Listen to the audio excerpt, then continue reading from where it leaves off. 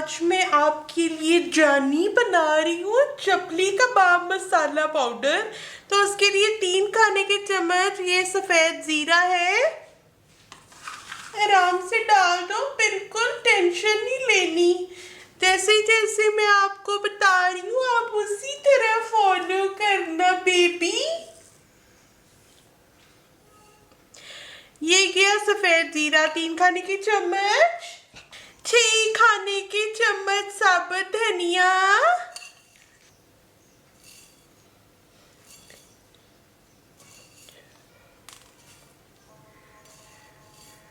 1 चाय का चम्मच साबुत काली मिर्च।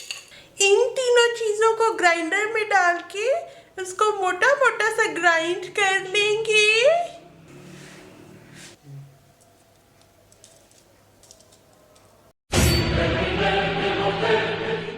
हाँ। 4 खाने के चम्मच अनारदाना है, ये कुटा हुआ है। कुटा हुआ ले तो आसानी रहती है क्योंकि ये बड़े मुश्किल से कूटा जाता है। तो मुझे ये इस तरह से मिल गया था। साबुत अगर आपको मिले तो ग्राइंडर के अंदर ही डाल के पीस ले। ये गया दूसरा खाने का चम्मच। 3 4 खाने के चम्मच कुटा अनारदाना।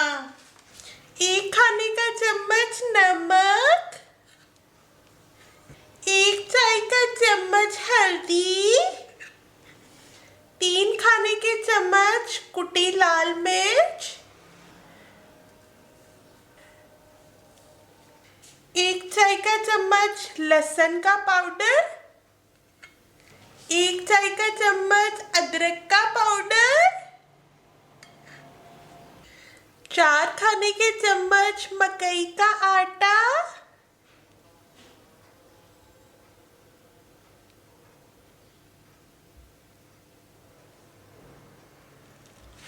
आधा चाय का चम्मच बेबी आप डालेंगे टाटरी या सिट्रिक एसिड भी इसी को कहते हैं।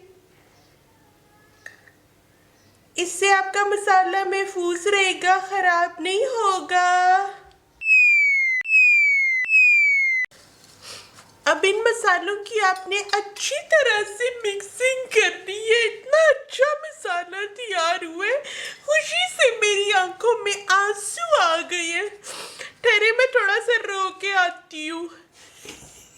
तो ये जो आपका चपली कबाब मसाला पाउडर तैयार हुआ है, ये 1 किलो चपली कबाब के लिए बिल्कुल मुनासिब रहेगा। आराम से आप इसको महफूज करके रख ली और इस्तेमाल करें।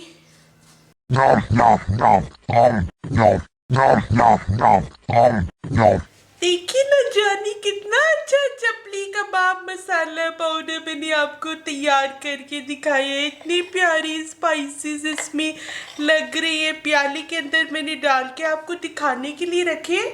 इस मसाले को महफूज करने के लिए धुली हुई और खुश्क बॉटल के अंदर आप भर के रख लें या फिर जिपलॉक बैग के अंदर इसको भर के रख लें। आराम से यूज़ करें, बिल्कुल ख़राब नहीं होगा बेबी।